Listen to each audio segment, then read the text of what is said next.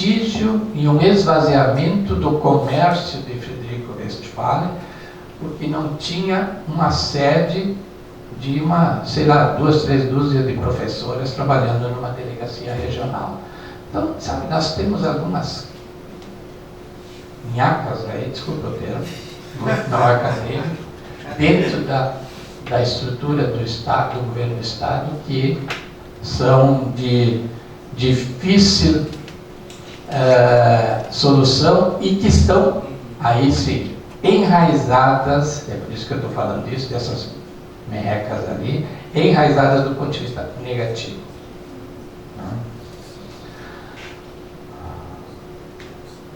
Ou seja, a nossa heterogeneidade é maior ainda do que a gente supõe. Né?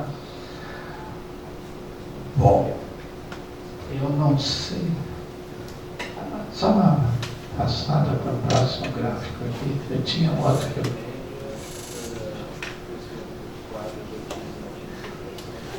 isso essa questão é isso aí que eu falei. Isso aí efetivamente aconteceu. Tá. Sobre isso aqui ainda. O Rubens foi embora. Mas nessa época tem o esvaziamento ali, mas tem também, do ponto de vista do planejamento, acho eu, entende, um produto que não pode ser desconsiderado, que é o Rumo 2015. O Rumo 2015, ele foi feito nesse governo do Vigor, por quê? E ele foi feito com uma consultoria, e a gente aqui é contra consultorias, exatamente nós somos contra, por exemplo, extinção de fiel, coisa do gênero, porque pelo risco que se corre disso cair mão em empresas de consultoria e assim por diante, né? Mas essa empresa que foi contratada, me foge o nome agora, mas ela era associada com a FIP, em São Paulo, né?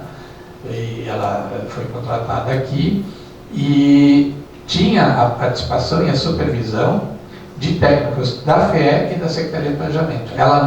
O Bruno Torres, na época, justificava que ele não poderia fazer o plano lá, porque ele não tinha gente suficiente, teria que fazer concurso, e daí isso levaria tempo e passaria o governo. Então, ele justificou a contratação de uma empresa para fazer. E aqui da parte da FEE, por exemplo, teve o Rubens, que era um supervisor técnico, que participou daquele trabalho lá, e tinha ainda um compromisso por parte daquela empresa lá, associada à FIP, de contratar alguns técnicos aqui do Rio Grande do Sul. Cito, por exemplo, Maria Aparecida Grandeira, que foi uma das contratadas que participou daquele trabalho. Então não era um trabalho assim tão exógeno, vamos dizer assim, tão fora de órbita, mas era E acho eu que, do ponto de vista de planejamento mais global no Rio Grande do Sul, foi uma das últimas contribuições que se fez aqui no caso. E que chamou a atenção para algo muito importante em termos de desenvolvimento regional no Rio Grande do Sul, que as Coredes reforçam muito. A grande migração e espaço de carência da presença do aparelho estatal é a região do litoral norte do Rio Grande do Sul. Entende? Hoje se vê com índice de criminalidade, tudo isso que tem lá. Eu acho que esse era um registro.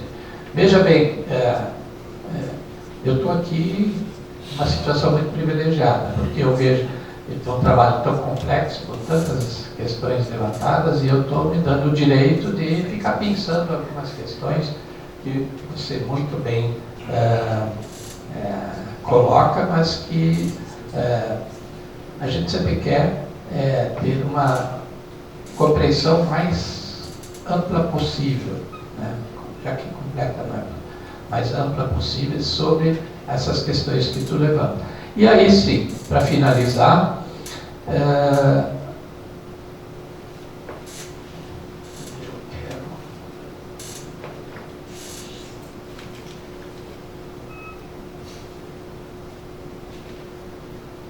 mania de professor de estar com anotações, livros e tal, e daí não se acha, né? Bom,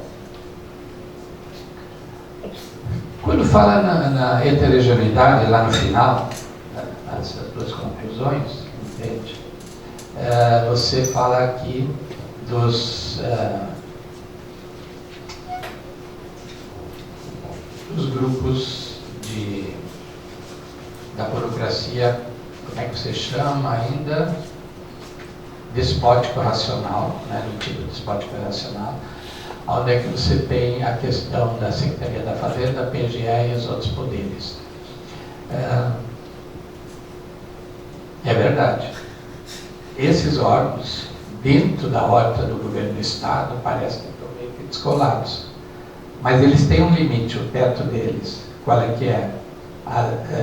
Do federal e dos outros estados, entende? Quer dizer, não faltam tentativas de extrapolar isso aí, entende? Bom, às vezes são judicializadas e vão até o Supremo. Cito, por exemplo, o pagamento da URV, entende, para os outros poderes. O Executivo não pagou o URV, mas os outros poderes, por exemplo, a Assembleia Legislativa, Tribunal de Contas, Ministério Público, Tribunal de Justiça no Estado aqui, eles tiveram desplante, tá, de cobrar no Estado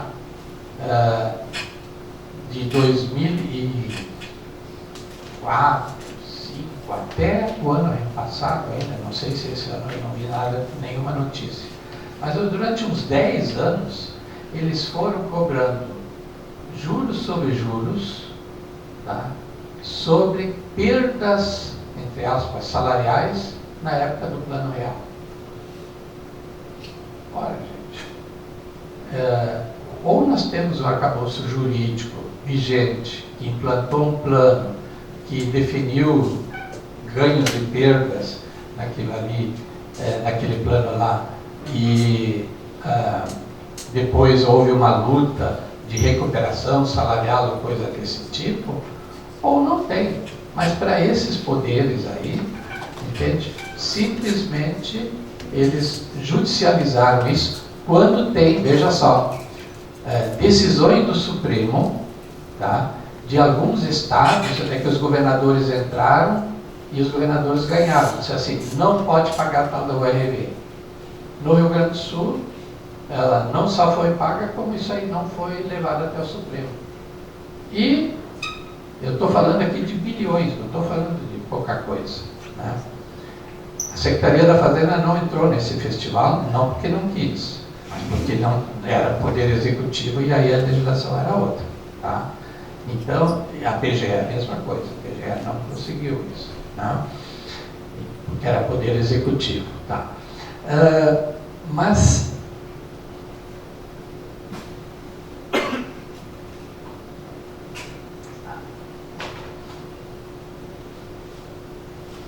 um problema aqui no Rio Grande do Sul, acho eu, e eu quero ver se eu estudo mais sobre isso, tá, é o papel das corporações e a força que elas têm para manter os seus privilégios.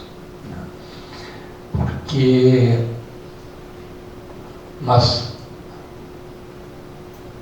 é quase como um rent-seeking, né? O Estado fica capturado na mão dessas corporações e onde é que eles então mantêm o seu nível de renda, seu nível salarial, etc. e tal, e a sua participação no Estado. Mas isto não é uma decisão de 2, 3 governadores que resolveu. No meu modo de ver, eu posso ter equivocado, isso é uma herança do período autoritário e militar que nós tivemos, tá? Aqui no Rio Grande do Sul e outros estados também. Naquele período, por exemplo, para você administrar o governo do Estado, você tendo uma fiscalização eficiente que corre atrás de receita, etc. e tal, e aí vai executar o orçamento segundo aquelas receitas, e ter um departamento jurídico, leia CPGE, que guarida aquele estudo, os governadores, os interventores, governadores, como queiram chamar, iam levando. Então, quando terminou o período militar, você tinha corporações do Executivo, estou falando aqui especificamente PGE e Fazenda, bem instalados e que, ao longo do tempo, eu acho natural, foram brigar para manter suas situações. A Secretaria da Fazenda entrou quase numa guerra interna, com os diferentes quadros, foi reformulado, etc. e tal, e se modificou bastante, né? A própria PGE, com a Constituição de 88, perdeu a Defensoria, porque era a PGE e Defensoria, e eles lá, no fim, eles não quiseram a Defensoria, e a Defensoria acabou, digamos assim, saindo melhor do que ficar a PGE, mas teve também embates internos e tal. Então, são duas instituições que passaram por momentos muito difíceis e que, dada essa força anterior que tiveram, conseguiram, digamos assim, se articular e ter, então, um quadro mais destacado em relação aos demais. Entende? Então, eu vejo mais como um problema interno dessas instituições do que propriamente uma briga delas com relação ao resto do Poder Executivo. Uma leitura um tanto quanto particular, mas enfim. E aí nós chegamos no grande finale do teu trabalho, que mostra como que essa burocracia estatal, na escala weberiana, está inserido com as grandes estratégias do Rio Grande do Sul, ou seja, como política e economia se articulam nisso, né? E aí você fala no circuito do grande capital, né, em torno da Secretaria do Desenvolvimento, que é voltado aos interesses industriais e do agronegócio, com forte viés exportador.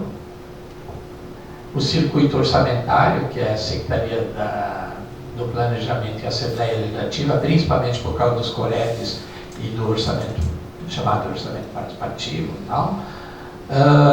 E o circuito da tecnoburocracia, dos chamados bolsões de eficiência. Acho que essa contribuição está muito bem elaborada e deve render para o futuro debates sobre a definição de novas estratégias em busca do processo de desenvolvimento mais participativo e mais enraizado, vamos dizer assim, né? E da visão do Ivans e do Hirschman, né, no caso. Eu peço desculpas se me alonguei demais, mas eu gostei muito da leitura, queria ter tido mais tempo para isso, para ser mais sintético e pontual, mas agradeço a paciência e espero que novas colocações possam ser feitas. Obrigado.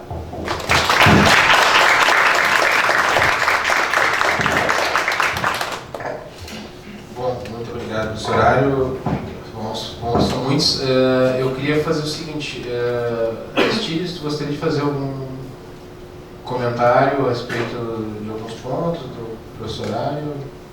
Eu gostaria, mas eu acho que é melhor já uma rodada. Tá, então tá. Eu acho que vou abrir então para questões.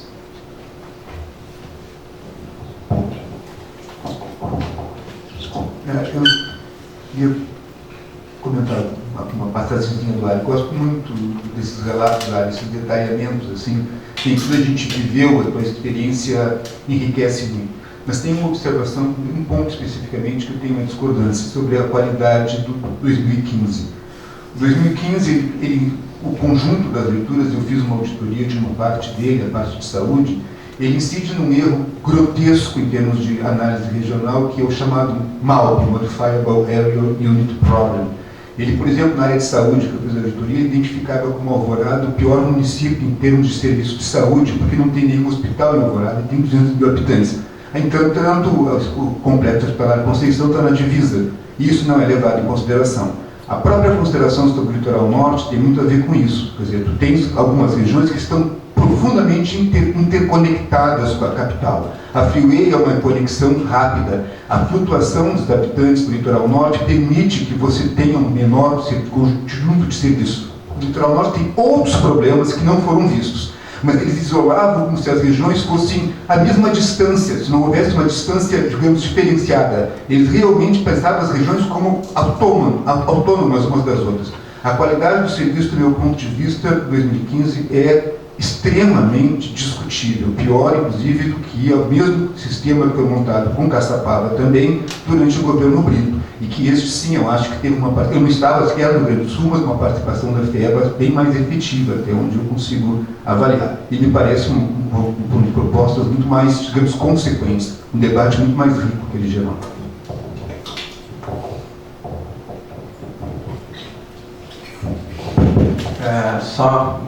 Muito rapidamente, parabenizar o evento, o livro, né, que é muito interessante. Só colocar um pequeno detalhe, o reforço, né, no que o Tomás comentou ali no finalzinho desse nosso, eu acho que colocou o quarto paradigma, né, quer dizer, que está em discussão, em construção, e só reforçar essa tua fala da questão da financiarização, eu colocaria ali também a questão da mercantilização. Porque, na nossa pesquisa do Observatório das Metrópoles, que é uma pesquisa em nível nacional, o tema das metrópoles, né, da questão da habitação, do planejamento urbano, essa questão da financiarização entra muito forte, e também na questão que aí, produtiva